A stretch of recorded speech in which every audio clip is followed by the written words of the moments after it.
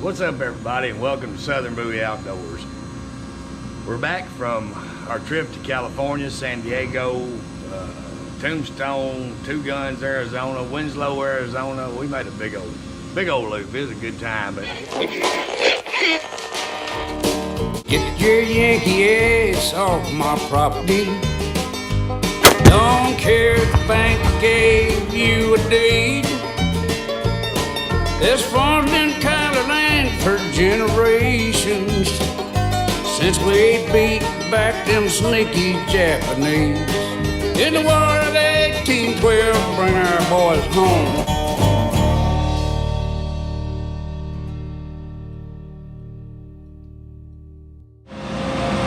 busted on his phone watching videos, and he ain't watching Southern Bowie Outdoors, I'll guarantee you. Everybody, this is my friend Alex. Alex is my muse, my guru, my medal extraordinaire. If not for Alex, I'd be nothing. Friend of the show, known him for a while now. Great people. If you need some steel work done, you need a pocket knife sharp. Yeah. You need to send me an email at southernbowieoutdoors@AOL.com, and I will get you in touch with Alex, because he can make that thing shave a chicken if you want to do it. He does great work. But he's my muse today on my steel work, so I hope you guys enjoy the Tombstone Part 2. Hope you enjoy it, and we're gonna get busy. Thank you, brother. Thank you, sir. Good morning, good evening, good afternoon, good night, whatever time you're watching, wherever you're watching from. Hope you're all doing well. Glad to see you again, even though I can't see you. It's always a polite thing to say. But we're doing Tombstone, The Lost Frontier Part 2. And we took a little walk through Tombstone, checked out some things. It's the second time I'd been there. I absolutely love that place. I recommend everybody go there, especially if you're a Wild West fan or a Wide Earp fan or just a history buff in general. It's like walking back in time. And the old town is burnt and been rebuilt a time or two, I think. But, you know, it's still beautiful. A lot of the original buildings are still there. The Oriental Saloon where Wyatt had his faro game and different things, all that's still there.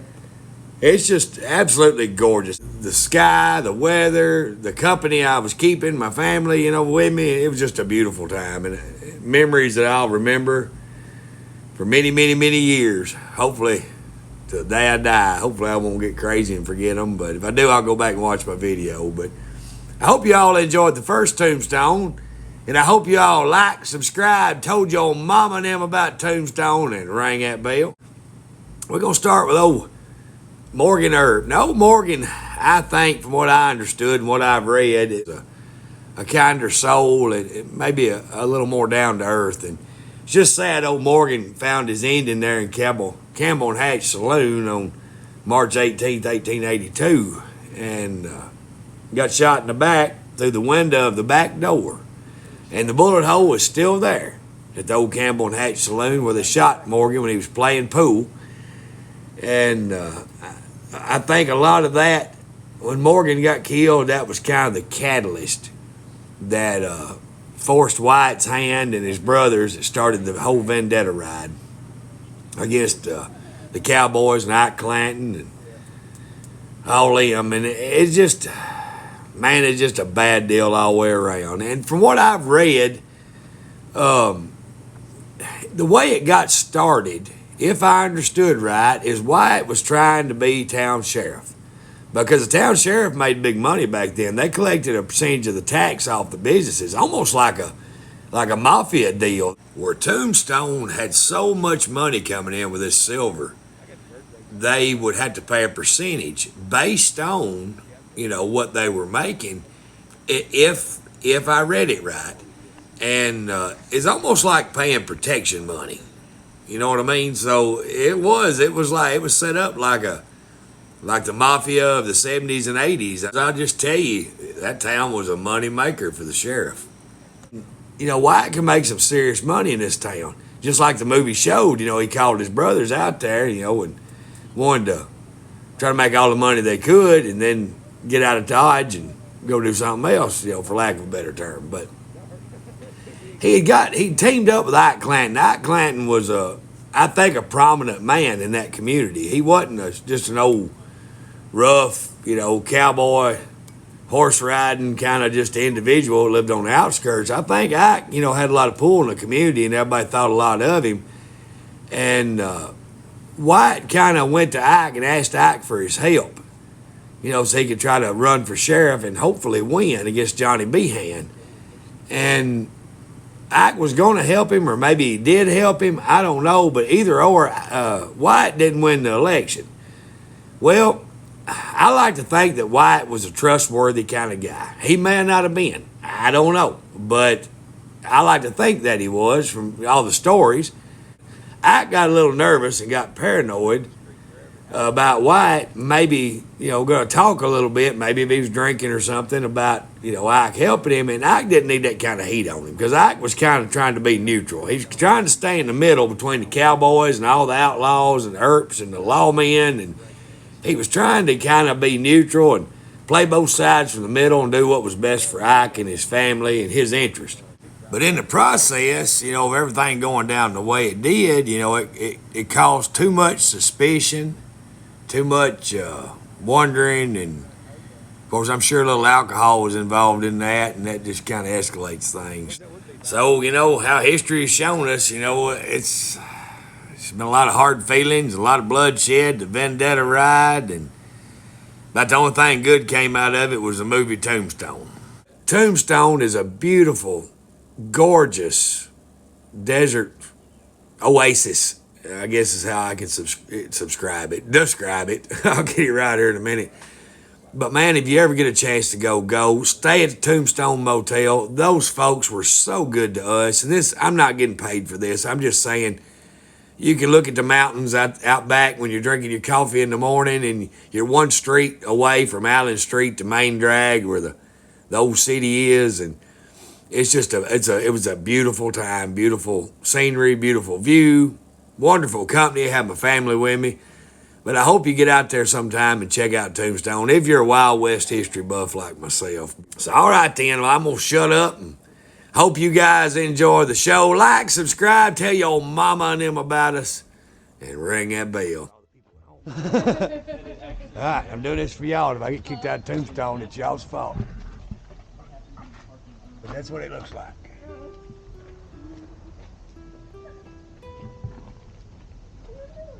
And over there to your right, to the right-hand side, is Fly's boarding house. And that's where it got real. Done that for you guys at home, you're welcome. Saved you $24.50.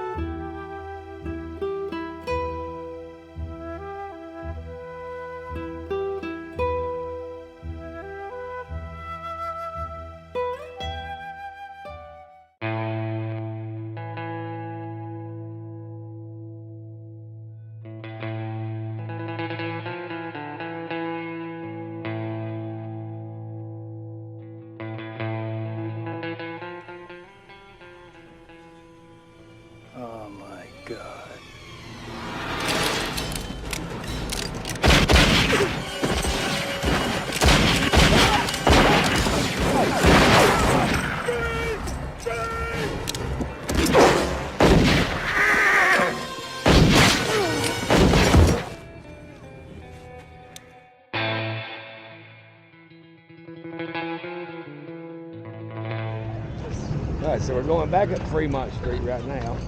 As you can see, some of the fancy buildings. And not many people on the trip back, but they got some beautiful Christmas decorations. Got a gazebo all lit up. OK Corral. Most, like I said this morning, if you've seen my live stream, most everything in these buildings have been redone because the originals burned. And I think Fly's boarding house and what's that? Shoot, I'll think of it here in a minute. I'll see it here in a minute. But there's one of the saloons where White had the faro table. It survived. So, yeah, it's pretty cool. Got a Southern Pacific Railroad car down there by one of the old mining shafts. It's been a fun day. It's a fun trip. If you're a history buff and you love history, you love the old Wild West, you really enjoy this place.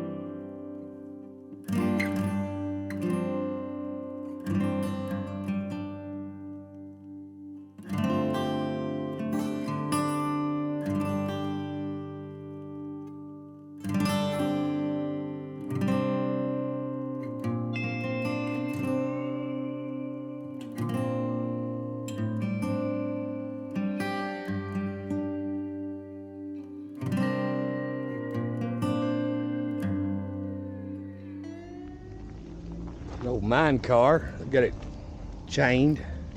Ain't really locked, but it's chained. And ain't like nobody's gonna move it with all that rock in it anyway. Pretty sweet. Southern Pacific Railroad office, Tombstone, Arizona. Gunfighters Hall of Fame Museum. All this stuff was closed while we've been out here today. More of a weekend thing this time of year. I think it told us last time their busy season is in the fall when it starts to cool off a little bit. It's getting too cool for people. Of course, there's John Wayne. How you doing, John? Shootouts daily. Pan for gold. Bring your dog, let him pee on a mine cart. He done it this morning, didn't he, bud? Yeah, I did.